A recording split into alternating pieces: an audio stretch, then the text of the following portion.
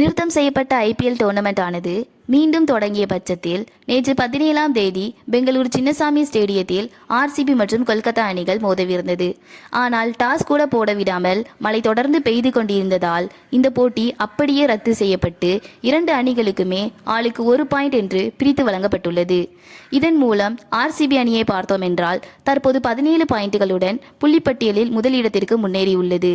ஆனால் கடந்த ஆண்டு கோப்பையை வென்ற கொல்கத்தா அணி, அதாவது நடப்பு சாம்பியனான கொல்கத்தா அணி பிளே ஆஃப் வாய்ப்பிற்கு தகுதி பெறும் வாய்ப்பை முழுவதுமாக இழந்துவிட்டு தொடரை விட்டு வெளியேறும் நிலைக்கு வந்துவிட்டது. ஓப்பனிங் பேட்டிங் ஆனது சரியாக அமையாததும் வெங்கடேஷ் ஐயர், ஆண்ட்ரே ரசல், ரிங்கு சிங் என்று தொடர்ந்து சொதப்பி வந்ததாலும் இந்த சீசன் ஆனது கொல்கத்தா அணிக்கு மோசமாக அமைந்துவிட்டது.